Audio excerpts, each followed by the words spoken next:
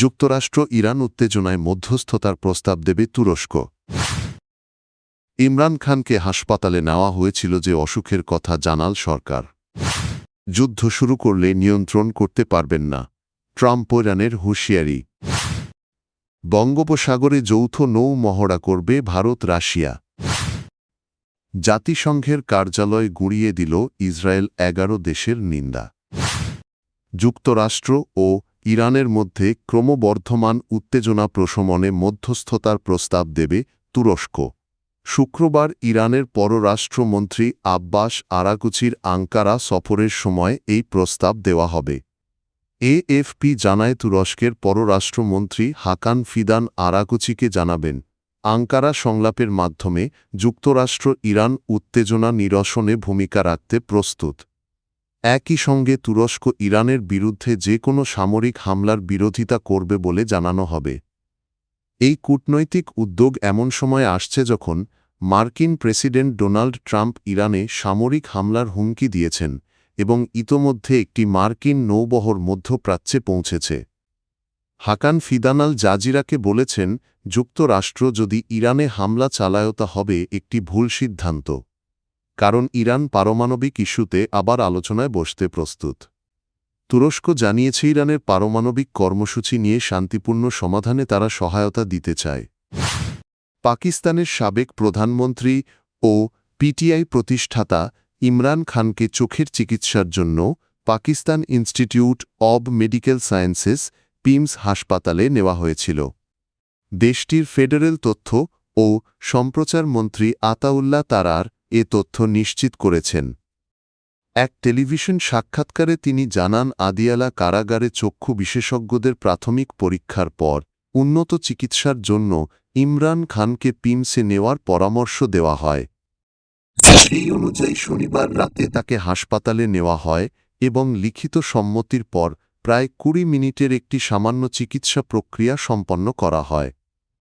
চিকিৎসা শেষে তাকে পুনরায় আদিয়ালা কারাগারে ফিরিয়ে নেওয়া হয়েছে। মন্ত্রী জানান, পুরো সময় ইমরান খানের শারীরিক অবস্থা স্বাভাবিক ছিল এবং তিনি সম্পূর্ণ সুস্থ আছেন। যুক্তরাষ্ট্রের প্রেসিডেন্ট ডোনাল্ড ট্রাম্প যুদ্ধ শুরু করলে তা কিভাবে শেষ হবে সেটি তিনি নিয়ন্ত্রণ করতে পারবেন না বলে মন্তব্য করেছেন ইরানের পার্লামেন্টের স্পিকার মোহাম্মদ বাকের গালিবাফ।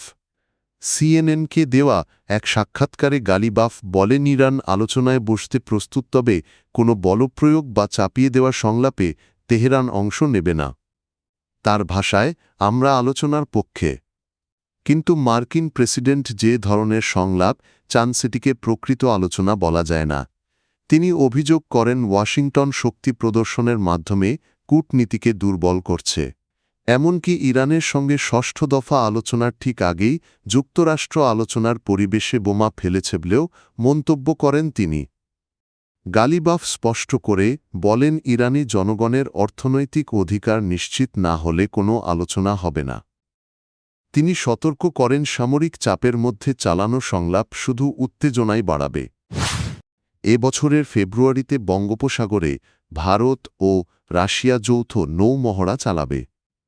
মিলান-2026 নামের এই বহুজাতিক মহড়ায় অংশ নেবে রাশিয়ার প্রশান্ত মহাসাগরীয় নৌবহরের ফ্রিগেট যুদ্ধজাহাজ মার্শাল সাপোশনিকভ।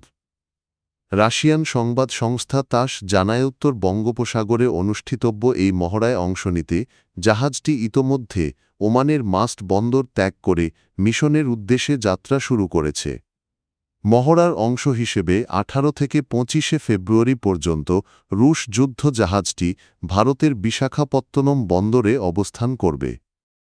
ভারতীয় নৌবাহিনী জানিয়েছে, একই সময়ে বিশাখাপত্তনমে অনুষ্ঠিত হবে আন্তর্জাতিক ফ্লিট রিভিউ এবং মিলানো নৌ মহড়া। এতে রাশিয়া ও যুক্তরাষ্ট্রসহ 50টিরও বেশি দেশ অংশ নেবে।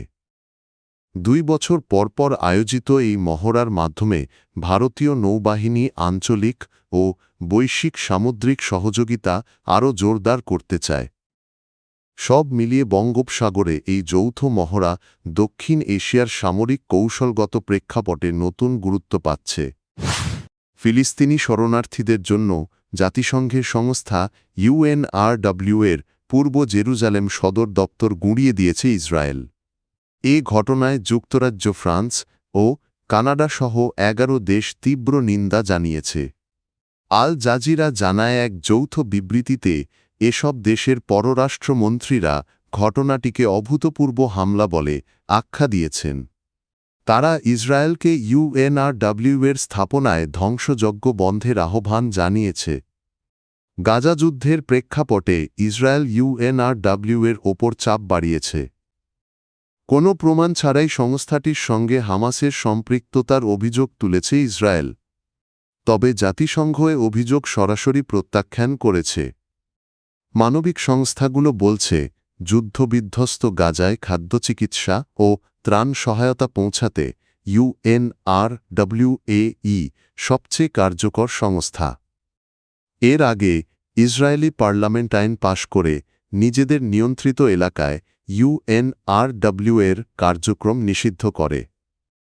সম্প্রতি সেই আইনের আওতায় পূর্ব জেরুজালেমে সংস্থাটির সদর দপ্তরে অভিযান চালিয়ে ভবন ধ্বংস করা হয়। ইউএনআরডব্লিউ-এর প্রধান ফিলিপ লাজারিনি বলেন, এটি জাতিসংঘের স্থাপনার ওপর নজিরবিহীন হামলা এবং আন্তর্জাতিক আইনের সরাসরি লঙ্ঘন।